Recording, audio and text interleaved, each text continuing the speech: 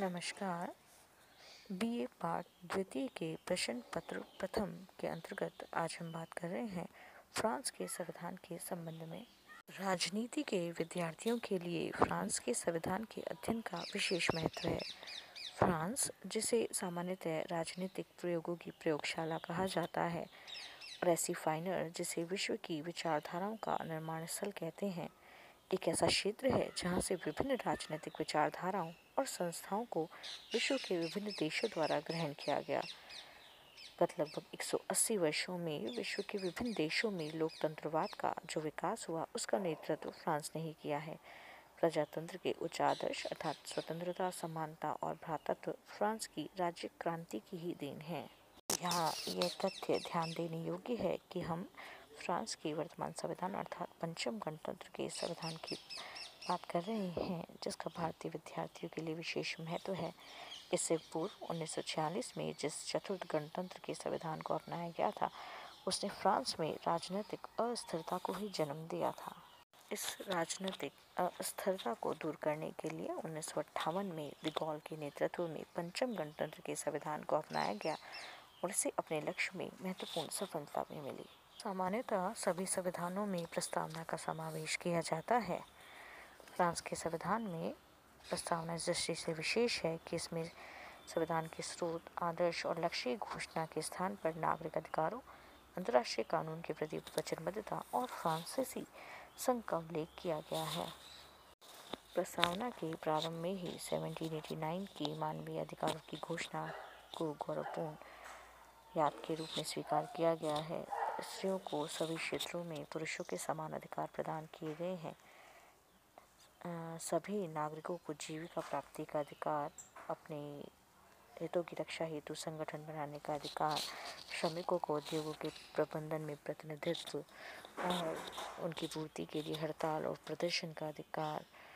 प्रस्तावना में राज्य को व्यक्ति तथा उसके परिवार की उन्नति के लिए भी उत्तरदायी ठहराया गया है और राज्य का कर्तव्य है कि वे शिक्षा के प्रसार हेतु निःशुल्क तथा धर्मनिरपेक्ष शिक्षा की व्यवस्था करे। प्रस्तावना में 1946 के संविधान की भांति ही कहा गया है कि फ्रांस अंतर्राष्ट्रीय विधि के सिद्धांतों को मान्यता प्रदान करेगा और अन्य राष्ट्रों की स्वतंत्रता का आदर करेगा। फ्रांस में 1958 के संविधान के निर्माण के समय न केवल राजनीतिक अशांति वरन निराशा छाई हुई थी, राजनीतिक अस्थायित्व और सैनिक विद्रोह के कारण व्यापक गृह युद्ध छिड़ जाने की आशंका भी थी।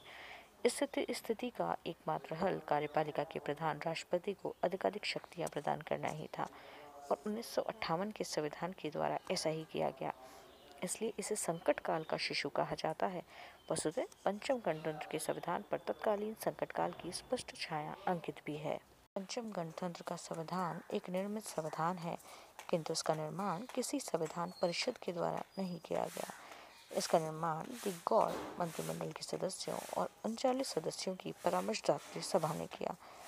इस सभा को संविधान परिषद इसलिए भी नहीं कहा जा सकता क्योंकि इसे जनता द्वारा निर्वाचित नहीं किया गया था और न ही इस सभा के द्वारा जनता के विभिन्न वर्गों की विचारधारा को दृष्टि में रखा गया। चतुर्थ गणतंत्र की भांति ही पंचम गणतंत्र का संविधान भी एक लिखित प्रलेख है। इसमें प्रस्तावना और 95 धाराएं हैं, जिन्हें 15 अध्यायों में बांटा गया है। इस कारण यह संविधान पर्याप्त संक्षिप्त है और इसी संक्षिप्तता के कारण संविधान में अपूर्णता और अस्पष्टता भी आ गई है, क्योंकि अनेक महत्वपूर्ण बातों को संविधान की परिधि से बाहर रखा गया है। पंचम गणतंत्र का संविधान कठोर संविधान है। अनुच्छेद 89 के अनुसार संविधान में संशोधन के 2 तरीके हैं। पहला, राष्ट्रपति संविधान में संशोधन का विधेयक संसद में प्रस्तावित कर सकता है और यदि संसद के दोनों सदन इसे 3/5 बहुमत से पारित कर दें तो यह संविधान का अंग हो जाता है। दूसरा वैकल्पिक तरीका यह है कि प्रधानमंत्री के प्रस्ताव पर राष्ट्रपति या संसद का कोई सदस्य स्वयं संशोधन विधेयक प्रस्तावित कर सकता है और यदि संसद के दोनों सदन इसे पारित कर दें तो इसे जनमत संग्रह में निर्वाचकों के सम्मुख रखा जाता है और निर्वाचकों के बहुमत द्वारा इसका समर्थन किए जाने पर यह संविधान का अंग बन जाता है। 1958 का फ्रांस का संविधान लोकप्रिय संप्रभुता पर आधारित है।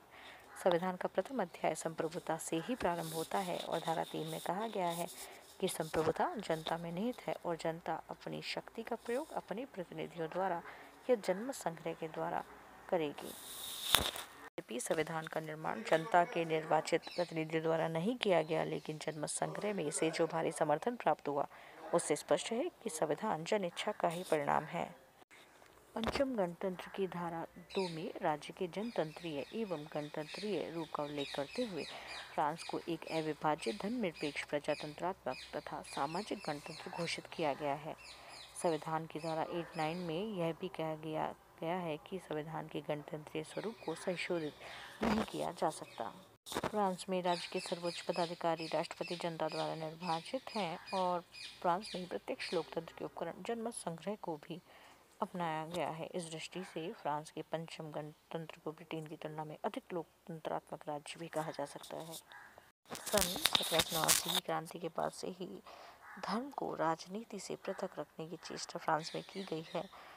पंचम गणतंत्र के संविधान में भी धर्मनिरपेक्ष राज्य फ्रांस को घोषित करते हुए कहा गया है कि राज्य सभी विश्वासों का आदर करेगा और सभी नागरिकों के बीच जाति या धर्म के आधार पर भेदभाव किए बिना समानता स्थापित करेगा। साथ ही संविधान की प्रस्तावना में भी कहा गया है कि राज्य धर्मनिरपेक्ष शिक्षा की व्यवस्था करेगा। फ्रांस के संविधान में मौलिक अधिकारों की व्यवस्था की गई है। संविधान की प्रस्तावना में 1779 के मानवीय अधिकारों के घोषणा पत्र को स्वीकार किया गया है। जीवन के सभी क्षेत्रों में स्त्री और पुरुषों के समान अधिकार प्रदान किए गए हैं और व्यक्ति के स्वास्थ्य, भौतिक उन्नति, उसकी सुख सुविधा, उसके परिवार की उन्नति का दायित्व राज्य पर ही है।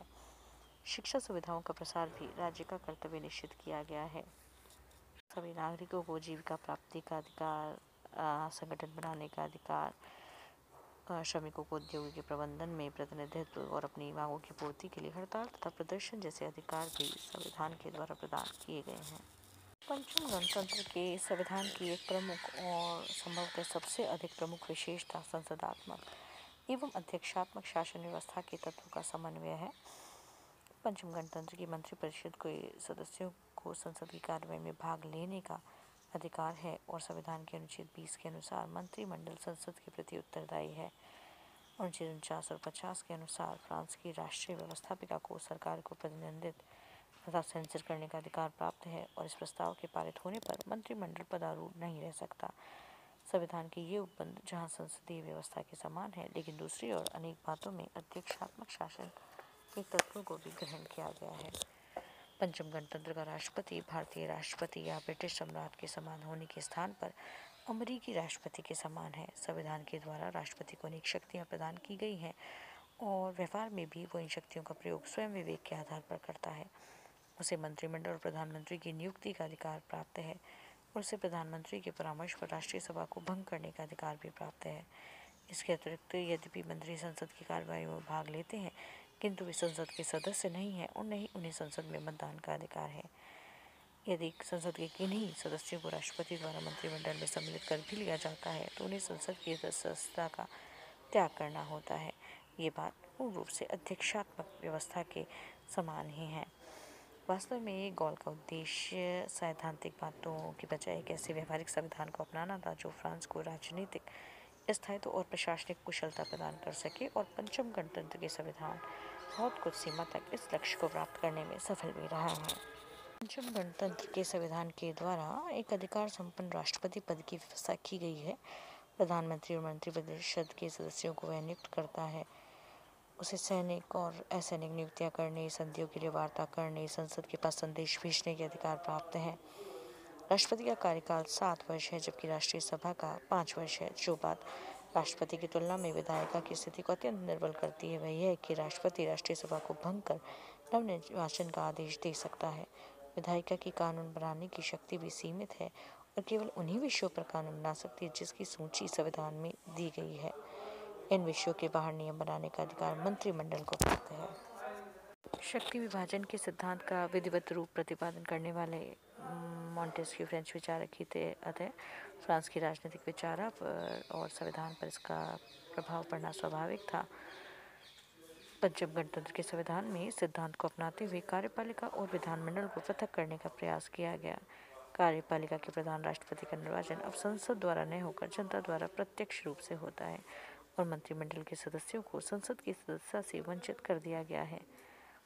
हालांकि पंचम गणतंत्र के संविधान के द्वारा शक्ति विभाजन को पूरे तौर पर नहीं अपनाया गया है, क्योंकि कार्यपालिका अर्थात मंत्रिमंडल विधानमंडल के प्रति उत्तरदायी है और मंत्रीगण संसद की कार्रवाई में भाग लेते हैं। फ्रांस के संविधान की प्रमुख विशेषता यह भी है कि पंचम गणतंत्र के संविधान में राजनीतिक दलों को स्पष्ट मान्यता प्रदान की गई है। संविधान की धारा 4 में स्पष्टता कहा गया है कि मताधिकार की अभिव्यक्ति का मुख्य साधन राजनीतिक दल होंगे और राजनीतिक दलों का निर्माण स्वतंत्रता पूर्वक हो सकता है और वे स्वतंत्रता के साथ राजनीतिक कार्यों का संचालन कर सकते हैं, परंतु राजनीतिक दलों के लिए अनिवार्य है कि वे राष्ट्रीय संप्रभुता और प्रजातंत्र के सिद्धांत का आदर करें। नवीन संविधान की एक अन्य प्रमुख विशेषता संवैधानिक परिषद के रूप में एक ऐसी संस्था की स्थापना है जिसका समरूप संभवतः अन्य किसी भी देश में नहीं मिलता। संवैधानिक परिषद में 9 सदस्य हैं जो 9 वर्ष के लिए नियुक्त किए जाते हैं। 1/3 सदस्य प्रति तीसरे वर्ष हट जाते हैं। संवैधानिक परिषद द्वारा चुनाव, जनमत संग्रह और कानून की वैधानिकता की जांच का कार्य किया जाता है। इसके अतिरिक्त संकट काल की घोषणा के पूर्व राष्ट्रपति के लिए जरूरी है कि वे संवैधानिक परिषद से परामर्श ले। संवैधानिक परिषद का एक अन्य कार्य चुनाव की व्यवस्था का निरीक्षण और परिणामों की घोषणा भी है। इस प्रकार स्पष्ट है कि पंचम गणतंत्र का संविधान फ्रांस की शक्ति और समृद्धि का संबल रहा है। हालांकि इसमें कुछ अपूर्णताएं अवश्य हैं, किंतु 1958 का यूरोप का रुग्ण व्यक्ति कहा जाने वाला राष्ट्र आज एक शक्तिशाली, समृद्ध और सम्मानित राष्ट्र के रूप में प्रतिष्ठित है और फ्रांस ने पिछले कुछ वर्षों में जो प्रगति की है उसका बहुत अधिक श्रेय उसके राजनीतिक स्थायित्व को है, जो पंचम गणतंत्र के संविधान के द्वारा फ्रांस को प्रदान किया गया है। धन्यवाद।